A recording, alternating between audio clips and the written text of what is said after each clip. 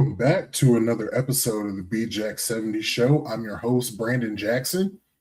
And boy, oh boy, do we have a lot of playoff football to talk about today. But before we get into it, real quick, hit that like button, hit that subscribe button, subscribe to this channel, really helps it out.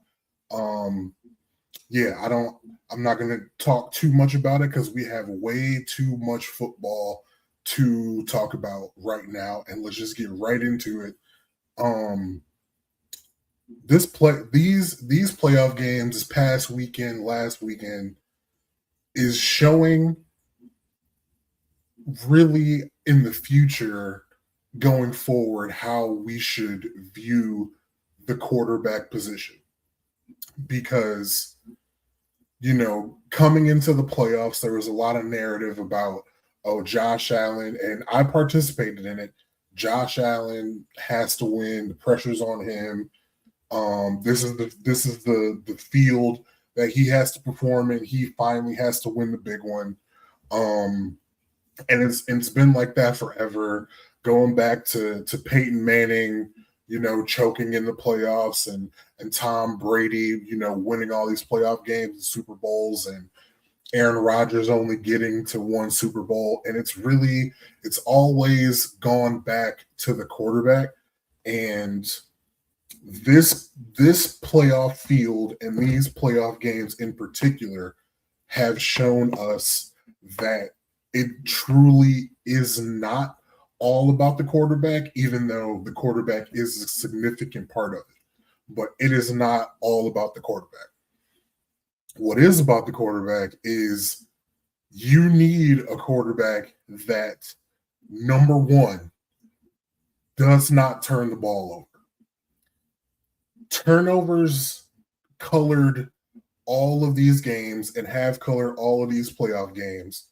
And in a huge way.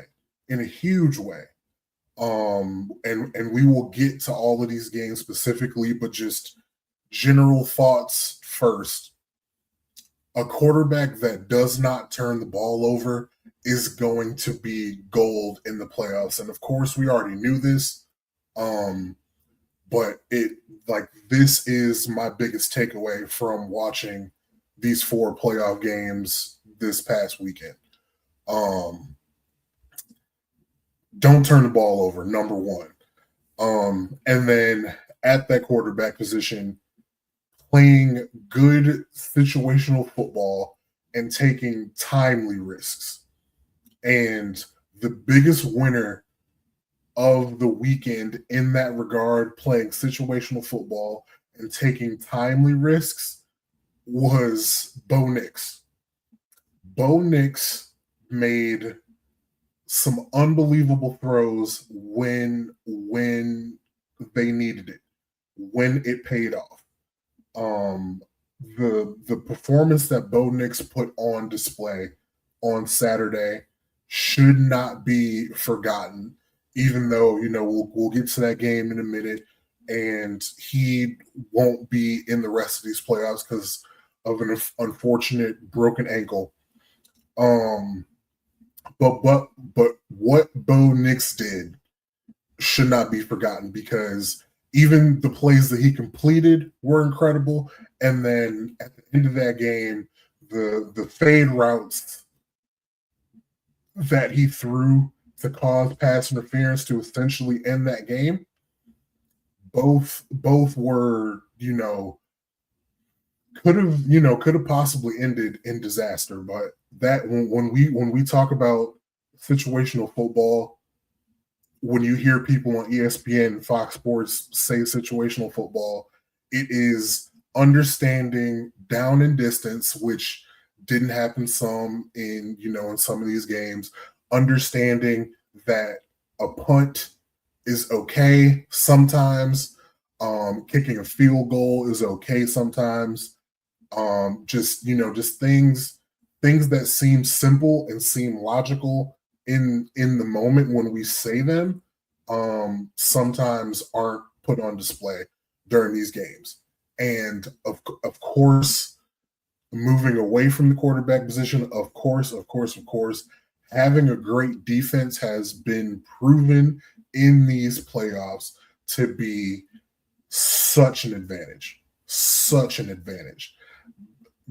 Obviously, the Seattle Seahawks are the shining example. They put foot in ass of the San Francisco 49ers. But even if you look at the Houston Texans, yes, they lost, but they stayed in the game far longer than they had any right to stay because of their defense. CJ Stroud put up a stinker of all stinkers, but that defense kept them in the game way longer than they should have. The Rams defense, they played extremely well. They got the timely turnovers that they needed. And the Broncos, we know what happened. They got the turnovers from Josh Allen as well. Defense, like when people say defense wins championships, this batch of football games in the NFL playoffs is what they should point to, because defense had a major significant hand in all of these games that just happened.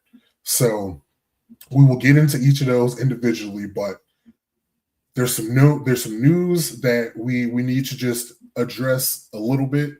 John Harbaugh got hired as head coach by the New York Giants, and Kevin Stefanski was hired by the Atlanta Falcons also to be their new head coach.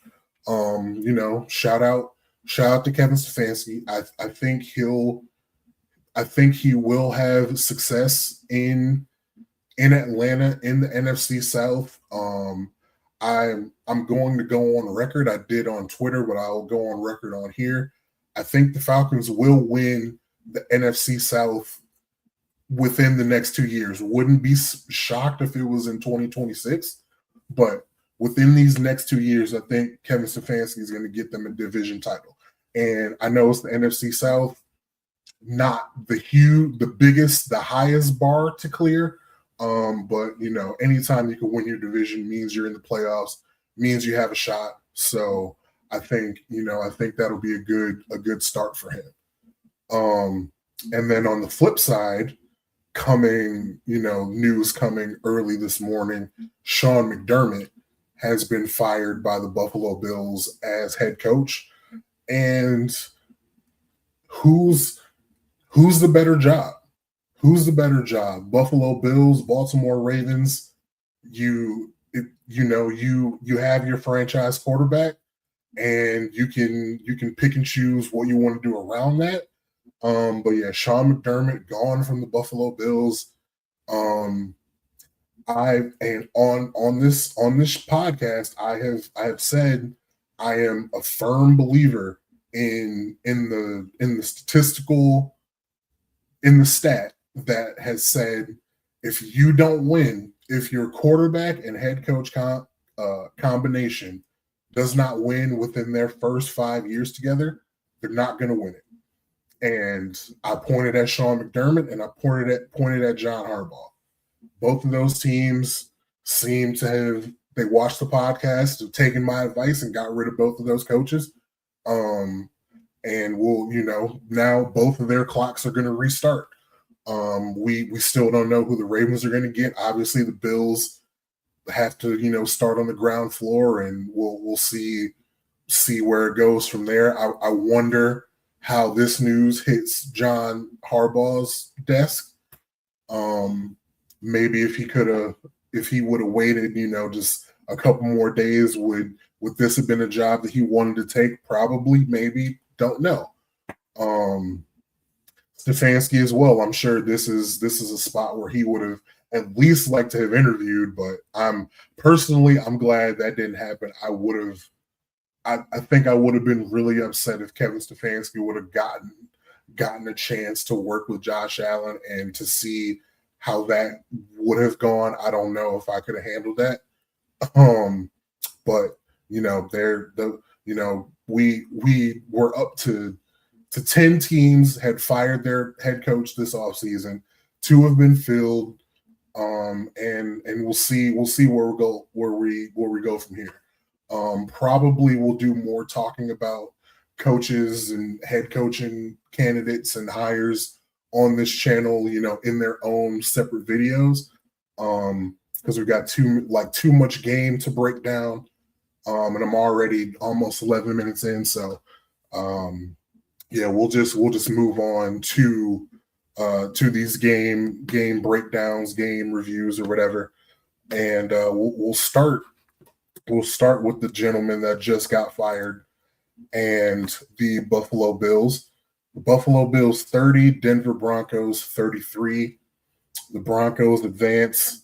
I had the Bills plus 1.5, and they did not win, did not cover.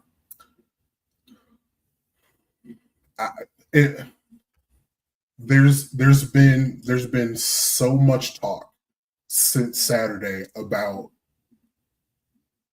who is to blame for the Bills losing, and there is no, it's a team sport, but the biggest share of the pie for this specific loss, it has to be Josh Allen. It has to be Josh Allen. And for the simple fact, he turned the ball over way too much. And that is, that's one of the things that I talked about at the beginning, showing me that your quarterback cannot turn the ball over this much. But when you have an excellent quarterback like Josh, he is able to keep you in the game. As you can see the score, they only lost by 3, even with him turning the ball over as much as he did. But the two plays specifically, before halftime, him scrambling and getting the ball knocked out, putting the ball on the ground, and the Broncos recovering it, enabled them to get a field goal right before going into halftime. That you can't do that. You just absolutely can't do that. When they send you out there, on offense, and they believe in you and they trust you to try to go get points with 30 seconds left before halftime in your own territory, when they send you out there, they probably didn't even say it because it's such an implied thing that you cannot turn the ball over. If you turn the ball over here, they're going to get points before halftime. And Josh did the exact thing you couldn't do. At least even if you throw and you try to go deep and throw an interception, you would have to make them work, and there possibly wouldn't be enough time left for them to get points. But you did the thing that you could not do. You scrambled and you put the football on the ground. Denver recovered it, and they get a field goal before halftime. 3 points. They got 3 points. A free 3 points. And you cannot do that. And that blame goes on nobody else literally than Josh Allen. Square on his shoulders. You got to put the ball away. I know you're trying to get to the sideline, but this happened before you even close to threatening to go out of bounds. You have to put the ball away. You have to live to fight another day. You get tackled and you can't get points, so be it. You can't give the ball up. That was number one. Number two was at the end of regulation, before they kick the tying field goal, it's a pass to Dawson Knox that was incomplete. If Dawson Knox catches that football, his momentum takes him into the end zone, and it's game over. I didn't play quarterback, so you can say you go out there and do it. I understand. But I'm not even going to say if, because you are Josh Allen, the quarterback that everybody knows is an elite quarterback. You are an all-pro, an MVP, one of the very best that we have in this league. With the game on the line, you have to complete that pass. Now, it's not being inaccurate on a pass is not as egregious as fumbling the ball. And I don't like, how do I explain?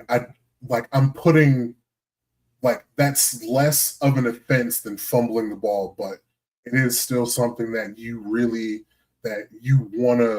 look back on that and you're like, wow, we could have won the game in that situation, and we didn't because the quarterback threw an inaccurate pass. And that's not the first time the Bills season has ended because, if Josh Allen could have made just a little bit more accurate of a pass, I'm thinking of the Buffalo Bills game. I think it was 2 years ago at this point. But it's gonna hurt. It's gonna hurt for Josh. And yes, this was the field for you to go to the Super Bowl to prove to everybody that you are who everybody says you are. So this one's gonna sting. This one's gonna sting. This one's gonna hurt. New coach coming in. It's gonna be different. And to every, if you're a Bills fan, whatever, if you're blaming the refs for this football game that you turned the ball over in multiple times, I guess do what you got to do to feel better, but the refs aren't the reason that you lost this game. They just aren't. They aren't. So suck it up and move on to next year. Like, I'm sorry you guys keep coming up short in the biggest spots. I'm really sorry. Be mad at your quarterback and don't be mad at the referees. You cannot let referee calls be the reason that you win or lose your game. The only team, I'm not gonna say the only, but if you're a Saints fan and you're still mad at that pass interference from a decade ago, you can be mad. You can still be mad because that was a blatant miscall. But anybody else, I mean, like, if it really comes down to it, like, your team has to execute better. And they didn't execute when they needed to execute, and that's why they lost this game. On the other side, the Denver Broncos, Bo Nix made a lot of throws that were very impressive.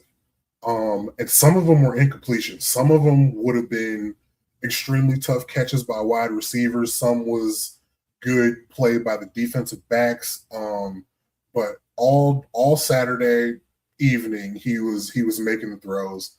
And it's very unfortunate that he broke his ankle. It was a shock to the system. It was a shock to everybody. You're scrolling Twitter and all of a sudden you see Sean Payton announce Bo Nix broke his ankle. He'll be out for the rest of the playoffs.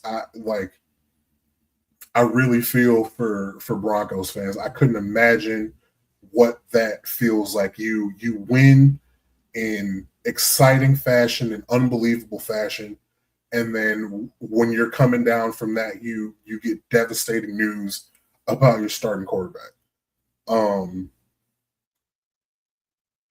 as far as them moving forward, them going to play the New England Patriots or the Patriots coming to play them, um, I I don't know what that's going to look like because the fact that the Broncos only won by 3 with how much the Buffalo Bills turn the ball over is alarming. And to be quite honest, I think your quarterback bailed you out.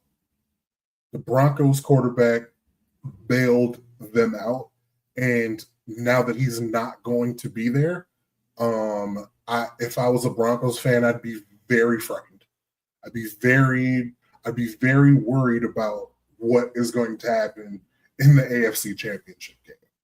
Um, but yeah, incredible game. Shout out to the Broncos for being able to capitalize, being able to win, being able to pull through. And going forward, we'll talk about that more later in the week. But losing your quarterback like that, that's tough. That's tough. And we didn't even see it. We didn't even see it. We didn't even know to learn about it after the fact has to be devastating. So my heart truly goes out to both of these fan bases for losing in heartbreaking fashion and winning and then getting devastating news after. So yeah, that's tough. That's tough. This next game, there's not a lot to say. We have the San Francisco 49ers scored 6 points and the Seattle Seahawks had 41. There's not a lot to talk about here. The Seattle defense is the best in the league. They're extremely well coached. Mike McDonald has done an unbelievable job. The Niners couldn't handle it. Brock Purdy couldn't do anything. Christian McCaffrey couldn't do anything. This Niners team was not a George Kittle, Brandon Ayuk away from winning this game. This was complete and utter domination. And it was defense and there was the special teams. And then on offense, the Seahawks running game just obliterated the 49ers. The Seahawks, Kenneth Walker scored 3 touchdowns on the ground. They lost Zach Charbonnet, torn ACL for the rest of the playoffs. So that's very unfortunate going forward. But the Niners, this was a really good season for them considering how many injuries they had, what they were playing through. If you're a Niners fan, you can hold your head up high about this season. This game in particular is gonna hurt. You got blown the fuck out. It is what it is. You can respect that your team fought to the very end and they gave everything that they had the whole season. They just ran up against a team that was able to outclass them because they were running at full strength. They're playing their best football when it needed to be played. I got nothing bad to say about the Niners. No Brock Purdy jokes. I had the Niners +7. Clearly didn't cover. Didn't even come close. It was over. This game was over from the opening kick because not only is Seattle's defense elite, but the special teams are also elite. So this game was over from 7-0, and it went from there. So I don't need to spend a whole lot of time on this one. Sam Darnold did what he was asked to do. He threw that touchdown pass to Jack Smith and Jigba, and after that, team was up. Didn't need to force anything. The Seahawks are the main example of not turning the ball over, timely throws, just situational football to a T is the Seattle Seahawks. So shout out to them. They get the win. We'll see what they're able to do moving forward. But this was a blowout. Next up, we have the Houston Texans scored 16 points. New England Patriots scored 28 points. Patriots covered, had Patriots -3. They covered. It should have been far more than 12 points because CJ Stroud put up the worst stat line and the worst football game I've watched by a starting quarterback in a long time. That had to be one of the worst playoff performances that we've ever seen at quarterback at any position. I think he threw officially 4 interceptions. It could have been 8. It could have been 10. There were so many passes that were tipped up, that were in harm's way, that were in danger. I cannot believe the performance that we watched from CJ Stroud. It's so I cannot exaggerate how devastating a performance that is for everyone involved. For me, and as fans watching that love the game of football and want to understand the quarterback play and like talk about how these quarterbacks rank against each other, is devastating for us because I had CJ in my top 10, had him at a certain level. He's nowhere near that because what the people like me who thought CJ was a top 10 quarterback were banking on the fact that he's produced in the playoffs, and at an early age, his rookie year got his team to the playoffs, produced in the playoffs, and has won playoff football games. And to see him do what he has done this past weekend and the weekend before that against the Steelers is devastating for us because this completely changes the outlook of CJ Stroud in the public sphere. And this has to make the Texans have to now consider the fact CJ Stroud might not be the guy. It has to be considered now. And that was not something that was even feasible 2 months ago. Yes, the Texans were inconsistent on offense. They had offensive line problems and whatnot, but we thought that we knew that CJ Stroud was the guy. Now you have to consider. Now you have to reconsider. Now you have to do your internal work as an organization, figure out, is CJ preparing like he should be? Is he taking it seriously enough? Like this performance was so bad. This week and last week was so bad that we have to question your football character now. We have to question whether you are taking this game seriously enough now. We know that you have the talent to be an excellent starting quarterback in this league, but those 2 performances were so bad that we really have to reconsider everything. And then for CJ Stroud himself, he cost himself a generational bag. This was his third year, and quarterbacks with his resume and what they've done, they Trevor Lawrence after his third season got got an extension, like got the huge second quarterback contract extension. Um, and it's time. It is the time for CJ Stroud to do that right now. CJ is going to miss out on a generational bag this offseason.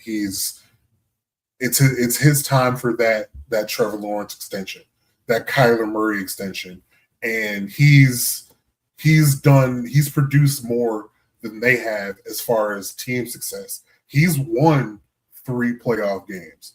So, Trevor Lawrence had only won 1. Kyler Murray still has won 1. So because after what we saw on Sunday, you cannot pay that man that type of money, that 55, 58, 60 whatever $1 million contract for that type of performance. You absolutely cannot do it. It's just absolutely devastating for all parties involved. I really don't think this is an exaggeration. This was absolutely horrifying. If you are the Houston Texans organization, what do you do now? What do you do now? I flat out do not know what you do. Like, you have to, you have to outwardly, like D'Amico Ryan said, we believe in him. This is our guy. We know he's better than this.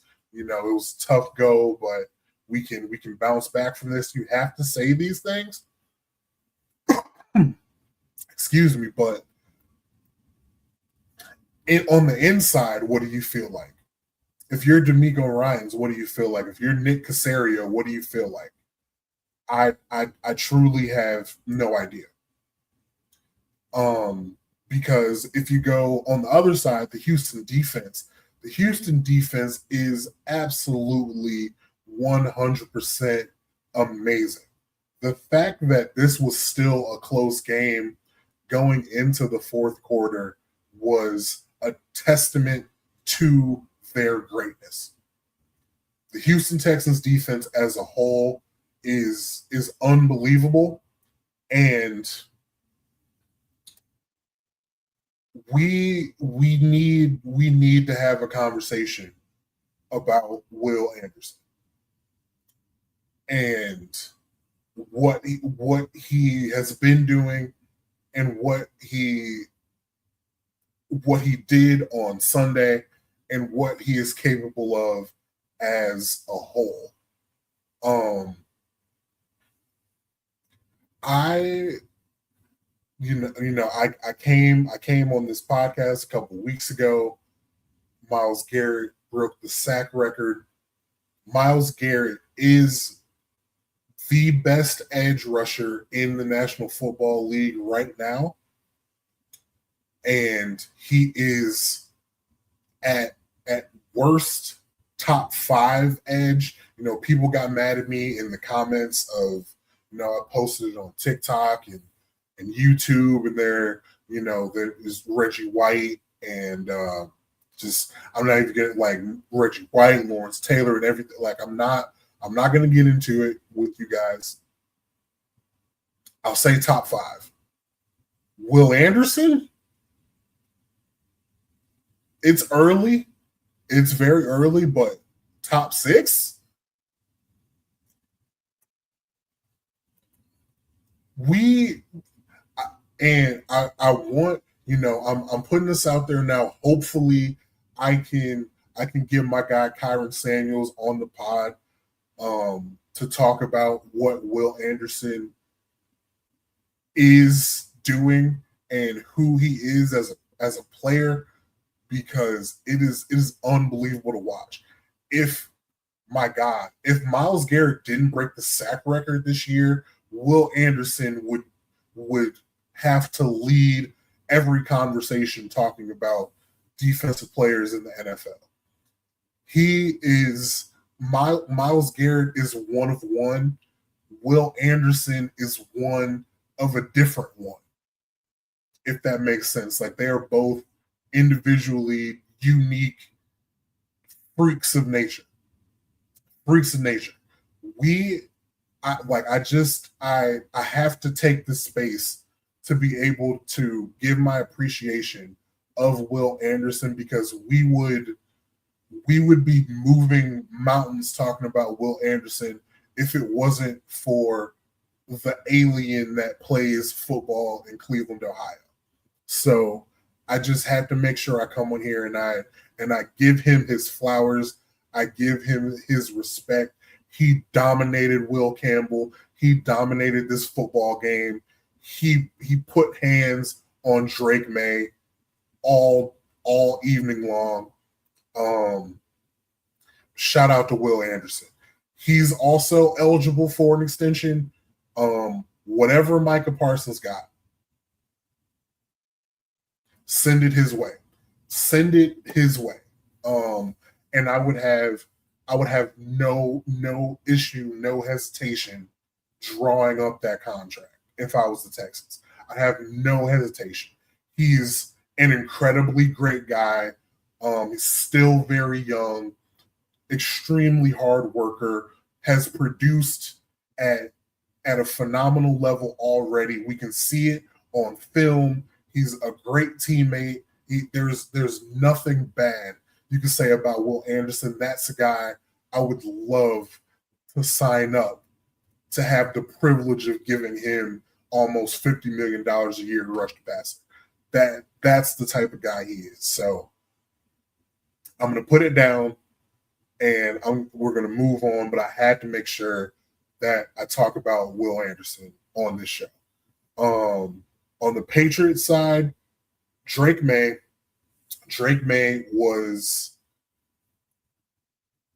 the same thing that he's been showing, that he can show flashes of greatness, but he still is a very young player. He still needs to make sure that he can protect that football.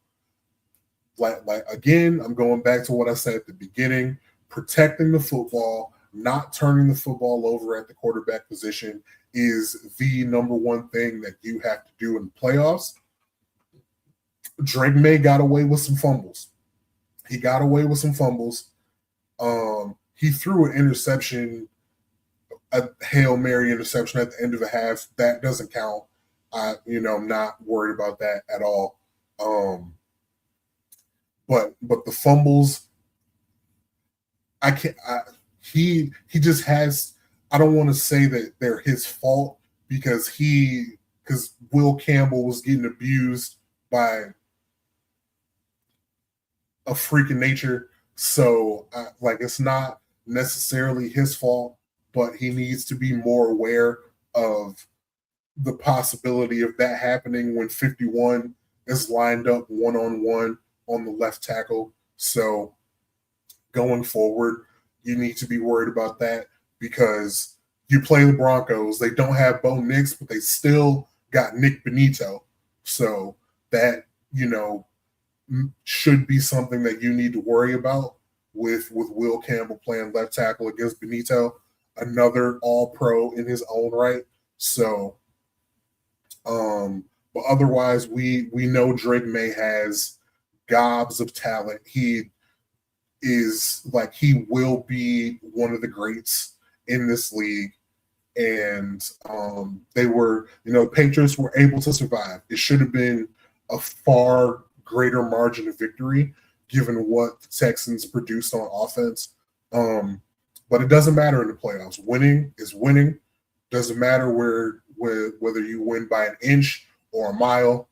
Ask any racer, any real racer. If you know, you know. But but yeah, they won, and that's all that matters. So shout out to the Patriots. Shout out to Drake May. That the touchdown pass he threw to Kayshon Boutte was unreal, unbelievable, great catch by Boutte. Um, but yeah, just the Patriots have gotten fortunate that they've played the Texans and the Chargers in the states that they are in currently, and they get another as favorable of a matchup as you could get in the AFC Championship game because they're playing a team with their starting quarterback out. So as favorable as it can be in the AFC Championship game, the Patriots got it. So congrats to them. And last but not least, the game of the weekend, game of the year so far, in my opinion, the Los Angeles Rams 20, the Chicago Bears 17. First of all, we have to talk about what is definitely the greatest play in playoff history in a loss since Matt Ryan threw that pass to Julio Jones in the Super Bowl. That Julio Jones, I don't understand physically how he was able to get his feet in bounds. Since that play, this Caleb Williams essentially Hail Mary touchdown pass, 45 yards in the air, off the back foot, just all arm strength for a touchdown. That it's hard to put in words to describe how I felt in that moment. I had the Bears winning. I took the Bears plus 3.5. The bet hit, so I finished 2-2 against the spread this week, which would make me 4-6. Yeah, it makes me 4-6 against the spread through these playoffs. If I can go 3-0, I'll be a winner in these playoffs. But besides that, I was cheering for the Bears to win. I wanted the Bears to win because I had picked them and because it felt like in this moment that the Bears deserved to win this game, that they were almost destined to win this game. And they couldn't get it done. They couldn't get it done because of going back to the theme of this podcast today is quarterback turnovers. Caleb turned the ball over multiple times at points where he didn't have to. The interception that he threw at the end to Cam Curl, you could, if you watch it, you could say he shouldn't have thrown it. You could have said DJ Moore should have ran a better route or made a better effort to try to catch it. Or you could say great play from the defensive back. Whatever side that you fall on does not negate the fact that however it happened, it was an interception. If he doesn't try to throw deep there, it's probably not turning into an interception. And I hesitate to say that Caleb Williams played great because he turned the ball over too much. There were a couple of decisions with him throwing the football that shows he's not fully all the way there as an elite quarterback, but he's right there. He's right there because his God-given natural ability is, honest to God, second to none in the NFL. there's a bunch of marvels of athleticism that play quarterback in the NFL. Patrick Mahomes, Lamar Jackson, Josh Allen, Caleb Williams is one of them. And in a different way than Josh or Lamar or Patrick even, he has the ability to escape. He has the straight line speed that I didn't know that he had such straight line speed. I knew he had all the agility and all the know-how to get away from would-be tacklers, but I didn't know he had the straight line speed that he has until earlier in this season. And what he really has is he has the fucking audacity. He has the audacity to make some of these throws, and that's incredible for a second-year player. And he didn't come out on the winning side. He did throw an interception to end the Bears chances on offense. But he's the reason that they were there. He is the reason that they were there. I don't want to be hyperbolic, but there's people on Twitter saying he's already the greatest quarterback in Bears franchise history. I don't know all of the Bears franchise history at quarterback, so I'm gonna leave that to them. But they have their guy. Unlike CJ Stroud and the Texans, who might be reconsidering, the Bears have nothing to consider. They absolutely got their guy. And going forward, he's a guy that it seems that you're gonna get the turnovers with, but his upside is so high that you can live with it.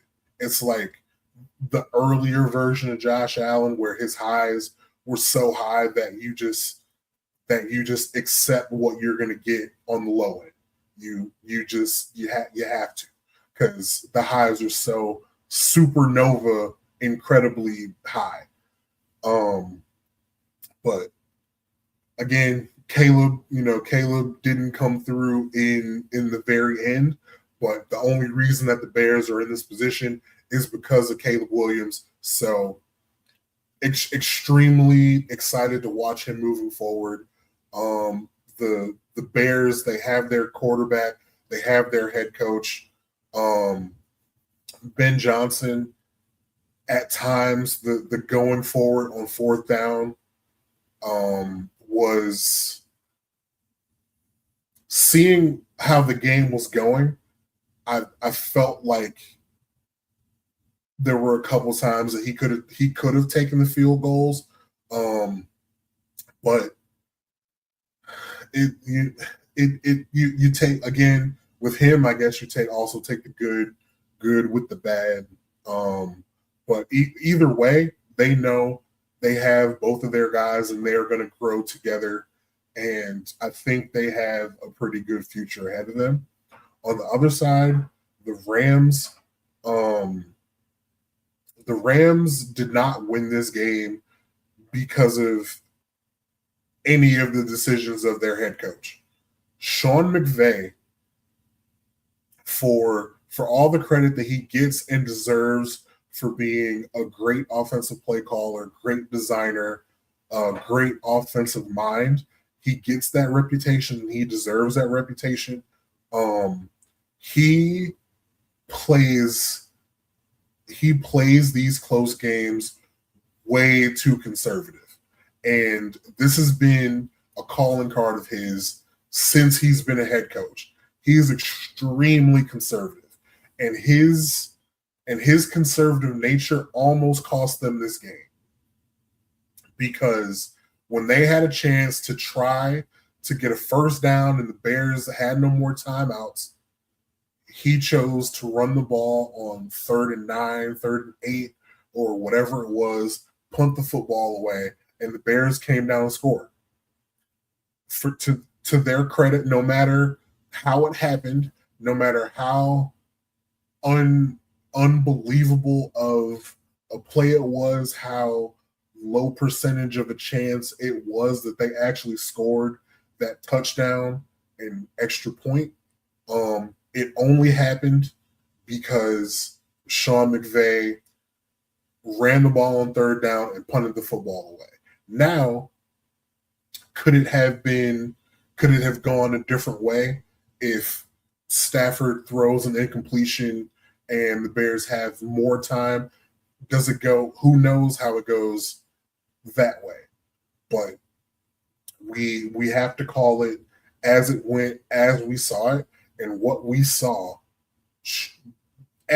Everybody on social media that I saw criticized Sean McVay for being conservative in that moment. Sometimes conservative against the grain of analytics and football analysts on the internet. Sometimes being conservative can work in your favor, but sometimes it's you're trying to win an NFL playoff football game, and you just got to let it rip sometimes. But he was bailed out by his defense, by his secondary, that they said in the post game they were called out, they were ridiculed by me on this podcast. Like a lot of people said it, and I said it on this podcast.